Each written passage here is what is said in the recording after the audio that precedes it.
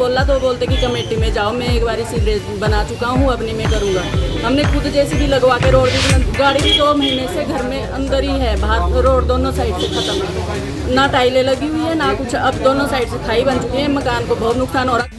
तो आपने सुना इन महिला से, ये यशवंत विहार निवासी महिला है और ये आप जो सामने दृश्य देख रहे हैं ये बड़ा दिल को दहला देने वाला है। एक सपनों का महल लाखों रुपए कर्ज लेकर के एक एम्प्लॉइज जब तैयार करता है और उसके मकान को जब इन बरसाती नालों से और ये जो लापरवाही प्रशासन की, एनएच की, इनसे जब ये लापरवाही से जब इनका सपनों का आशियाना गिरने के खतरे तक आ पहुंचता है तो जाहिर है गुबार तो निकलेगा। असल में बड़ी बात तो ये भी यहाँ है कि जो लैंड प्रमोटर है जिसने यहाँ पे ये प्लॉट तैयार करके बेचे हैं वो एक प्रभावशाली व्यक्ति है और उसका प्रभाव इतना है कि यहाँ पर ना तो जल निकासी की कोई व्यवस्था है, बरसाती पानी की निकासी की कोई व्यवस्था है और ना ही यहाँ पे कोई ग्रीन पैच छोड़ा गया है जहाँ पर कोई पार्क या कोई चीज छोड़ी गई हो। मतलब टोटल आप कह सकते हैं कि एनजीटी का जो नियम है उसकी भी यहाँ पर धज्जियां उड़ाई गई हैं। बावजूद इसके लोगों ने तो मकान बनाने हैं, उनको जमीन का लालच दिया गया, बताया गया कि यहाँ पे पार्क बनेगा, यहाँ पर बच्चों के खेलने की सुविधा होगी, ऐसे सब कुछ जो लुहारने सपने दिखा करके ये जमीन बेची गई। और सबसे बड़ी बात तो है कि जगह की जो किस्म थी वो जंगल झाड़ी थी और बाद में वो किस्म भी बदलवाई गई थी। तो आज इन्हीं ज्वलंत मुद्दों और गंभीर समस्याओं को लेकर के यशवंत विहार कल्याण समिति की एक आपात बैठक का आयोजन हुआ, जिसकी अध्यक्षता यशवंत विहार कल्याण समिति के अध्यक्ष सुरेंद्र हिंदुस्तानी ने करी, जिसमें मुख्य रूप से महासचिव संजय ठाकुर भी मौजूद थे। इसके साथ साथ नरेंद्र मोहिल, सुनीता राणा, मीना नेगी और सुनीता नीना ठाकुर सहित सभी पदाधिकारी, जो यशवंत विहार कल्याण समिति है उसके तमाम पदाधिकारी मौजूद रहे। बैठक के अंत में सबसे बड़ी बात तो ये कि कुछ कड़े निर्णय लिए गए।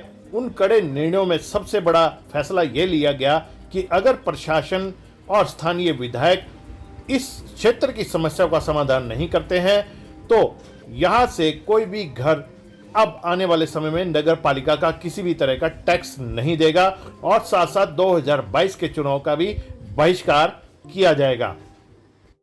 आज हमारी यशवंत विहार समिति की जो बैठक हुई है उसमें हम सभी लोगों ने ये निर्णय लिया, क्योंकि ये जो एरिया है ये नान का डेवलपिंग एरिया है और डेवलपिंग एरिया में अक्सर जो सबसे बड़ी प्रॉब्लम्स आती है वो ड्रेनेज की बहुत ज़्यादा प्रॉब्लम्स हमारे यहाँ पे जो आ रही है।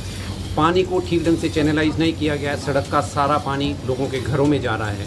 तो हमने आज ये निर्णय लिया है कि हम सभी लोग पहले डीसी साहब से मिलेंगे और उनको ज्ञापन दिया जाएगा, उनको बताया जाएगा कि भाई हमारी इसका समाधान जल्दी से जल्दी किया जाए। अदरवाइज़ हमारा नेक्स्ट स्टेप ये होगा, क्योंकि समिति के जितने भी मेंबर यहाँ पे उपस्थित थे सब ने सर्वसम्मति से ये प्रस्ताव पास किया है कि हम ना तो किसी भी प्रकार का म्युनिसिपल टैक्स सरकार को देंगे और ना हम हमारे से कोई किसी प्रकार की कॉपरेशन की जरूरत रखें।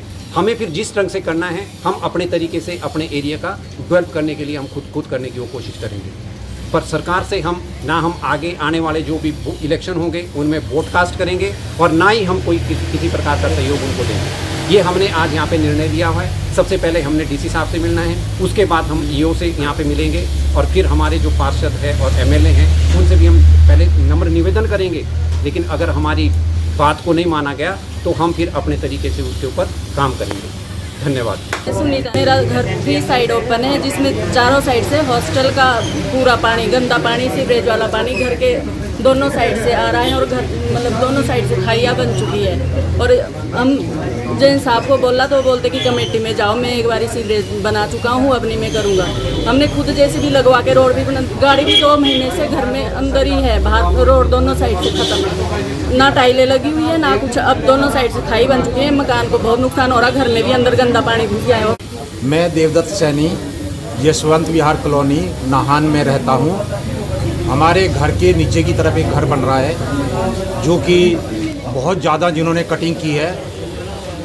वहाँ पर हमारा घर इस समय ऐसी स्थिति पे डेंजर जोन में हम कि वो कभी भी कुछ भी हो सकता है हमारे घर के साथ। सारा मलबा नीचे की तरफ जा रहा है, कोई ड्रेनेज वहाँ पे नहीं है पानी की।